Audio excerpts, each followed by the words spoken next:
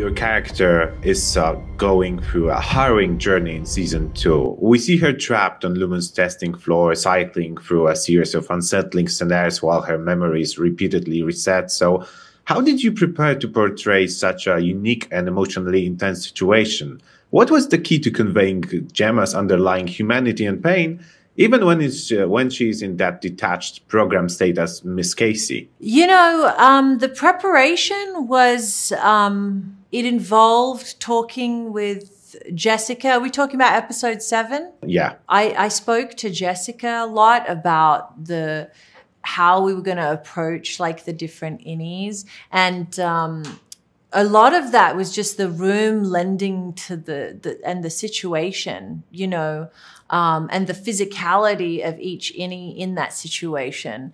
How would she stand? How would she feel if she's only ever known being at the dentist? It's so horrific. But always with subtlety, because these innies are, in a way, they're just parts of yourself that you don't necessarily have access to in your conscious mind. So I'd always approached this world from the start, from Miss Casey, as like conscious mind and the subconscious mind, the self and the shadow self, and reading about the fact that we are integrate, like just as people, sometimes we're integrating things in our subconscious into our conscious mind. So that was just a long journey of it, but also with such incredible writing, it really informs you and tells you what they're looking for in those moments. I have to stick to episode 7 because it was really one of the best episodes I have ever seen. Like, it doesn't happen very often that I rewatch the episode over and over. It was just fantastic. So it gave us a beautiful and heartbreaking look at Gemma's life with Mark before the accident. So what was it like for you to finally explore Gemma's backstory in depth, from her meeting Mark to those intimate happy moments and then the tragedy that followed? As an actor, it was so rewarding to be able to step into that role really fully because, unlike the other characters that the audience has grown to love for, over a season, they've had so much time to spend with them. I was excited to take the challenge on of getting them to care about Gemma. And I had a very short period of time to do that. And I think Jessica did such a beautiful job in terms of her choice to film the flashbacks on film. So it felt, like a memory. The writers did an extraordinary job of integrating all of that so that you really do care about this person because, like I said, Gemma's only on screen for like maybe an hour of the whole season. And we had to make everyone care about her as much as they care about everyone else who they've spent multiple hours with. The revelation that Miss Casey was actually Mark's presumed dead wife was one of the biggest twists of the season 1, which fully came to light in season 2. So when did you find out that this was Gemma's true identity and fate? How did knowing that secret influence the way you played her, even in subtle ways, back in season 1? And how satisfying was it for you as an actress to finally unveil that connection on screen in season 2?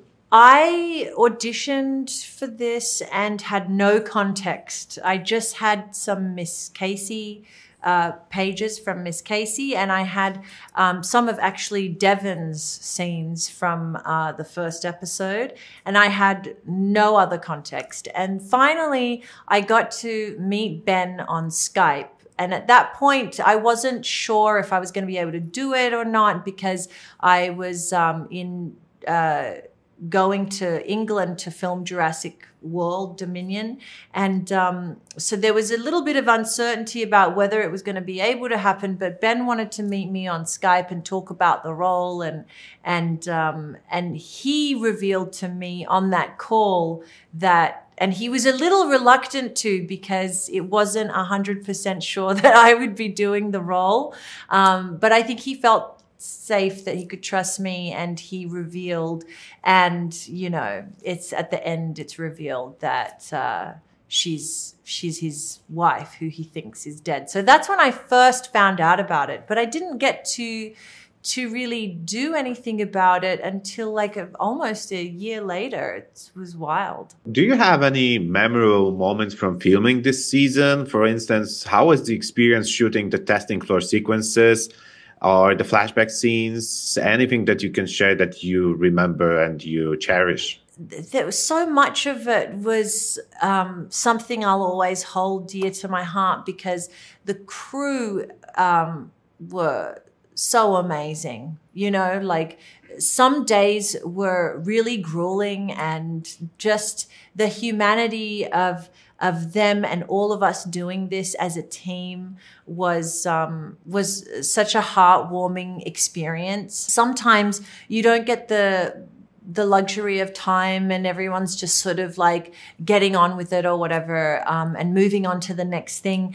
But this crew was so nurturing of each other, you know, hair, makeup, props, costumes. Everyone wanted this episode to really be great so that people would really care.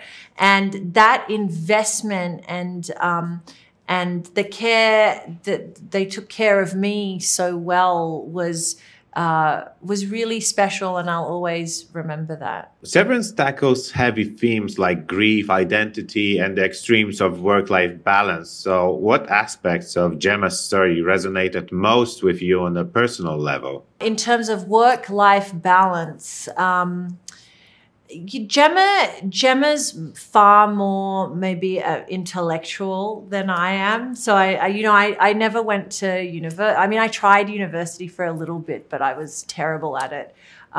Same. Yeah, I couldn't function in that space. And Gemma's sort of, you know, she's cerebral, intellectual. So I don't relate to her in that sense, although I am so curious about you know, history and, you know, literature. Like now that I'm not forced to do it, like I enjoy myself, you know, getting into that. But she's a little bit more structured. I don't know if it's mostly just the more female aspects of being a woman and feeling the pressure. You know, women have a really tough time. Like we're physically built so differently to men, and we have these seasons, and then obviously like the pregnancy thing, the weight of that, and feeling like she was failing. Like I can relate to those things as a woman. You know, I think I related to her less intellectually and more just being a woman in the world. Wow, that was great. Unfortunately, our time is over. So I really wanted to thank you for this. Thank you for your hard work on this season. And I have my fingers crossed for you in the next season. Hope you and Mark get reconnected. Well, dziękuję bardzo. Me too. Fingers crossed. Oh, nice. Thank you. Have a great day. Okay, dobranoc.